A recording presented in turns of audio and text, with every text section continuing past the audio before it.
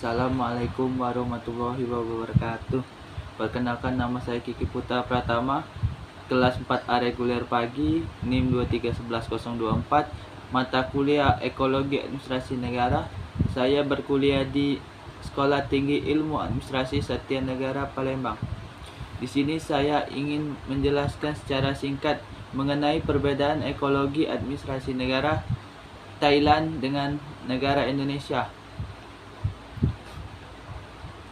Bahwa sistem administrasi negara adalah kegiatan yang di dalamnya terdapat bagian-bagian yang saling berkaitan dan berinteraksi di dalam suatu organisasi tertinggi, yaitu untuk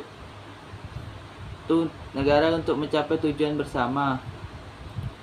Faktor-faktor yang dapat dijadikan perbandingan sistem administrasi negara Indonesia dengan Thailand yaitu yang pertama, bentuk negara. Bentuk negara Indonesia ialah negara kesatuan yang berbentuk republik, dan bentuk negara Thailand secara resmi disebut negara Thailand, The Kingdom of Thailand. Yang kedua, kekuasaan. Kekuasaan negara Indonesia yang tertinggi di tangan MPR. MPR mengawasi pelaksanaan tugas pemerintah. Kekuasaan negara Thailand yaitu monarki konstitusional, menganut trias politika, dalam mana ada pembagian kewenangan jelas antara legislatif, eksekutif, dan yudikatif. Monarki Thailand menjalankan fungsi legislatif lewat parlemen, eksekutif lewat kabinet, dan yudikatif lewat peradilan. Namun monarki tidak mengintervensi pembuatan keputusan pemerintah sehari-hari. Yang ketiga, sistem pemerintahan. Dalam sistem pemerintahan Indonesia berdasarkan atas hukum, sedangkan sistem pemerintahan Thailand adalah sistem parlementer.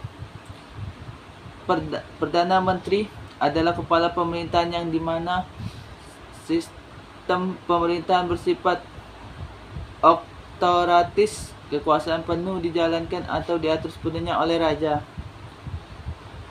Yang keempat, parlemen. Parlemen negara Indonesia menurut konstitusi RIS atau setelah reformasi dan setelah UUD 1945 diamankan periode 2004 sampai sekarang. Yang dianut adalah bicameral, dalam artian DPR RI dan DPD RI. Parlemen negara Thailand menggunakan sistem dua kamar, dinamakan Majelis Nasional atau Ratna Sava, yang terdiri dari Dewan Perwakilan yang beranggotakan 480 orang dan Senat yang beranggotakan 150 orang. Yang kelima, ekonomi. Saat ini Indonesia menganut sistem ekonomi Pancasila yang dalam prakteknya cenderung liberal. Perekonomian Indonesia tahun 2022 yang dihitung berdasarkan produk domestik bruto PDB atas dasar harga berlaku mencapai 19.588,4 triliun dan PDB per kapita mencapai 71,0 juta atau 4.783,9 US dollar. Sistem ekonomi Thailand tidak didasarkan pada sistem pasar, tetapi berdasarkan pada sistem restribusi. Gambaran keseluruhan ekonomi Thailand pada tahun 2019, PDB negara adalah 16,879 miliar baht. Untuk ekspor nilainya sebesar 7.627,7 miliar baht, sedangkan nilai impornya sebesar 7.437,3 miliar baht. Yang keenam, militer.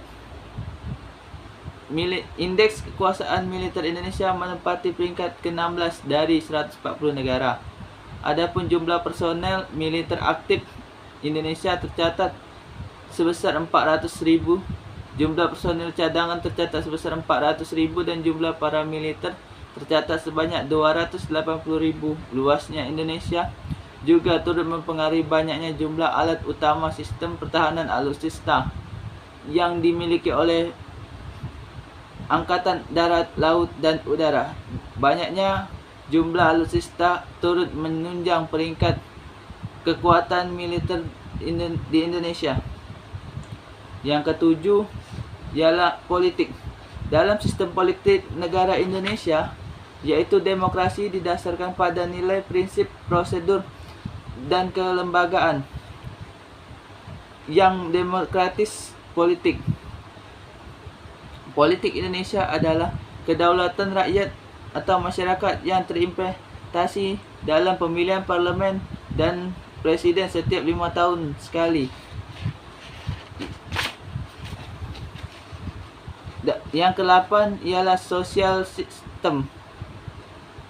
Sosial budaya Indonesia adalah sebagian totalitas nilai, tata sosial, dan tata laku manusia. Indonesia harus mampu mewujudkan pandangan hidup dan falsafah negara Pancasila ke dalam segala segi kehidupan berbangsa dan bernegara. Kehidupan sosial budaya masyarakat di Indonesia berjalan secara rukun dan tentram.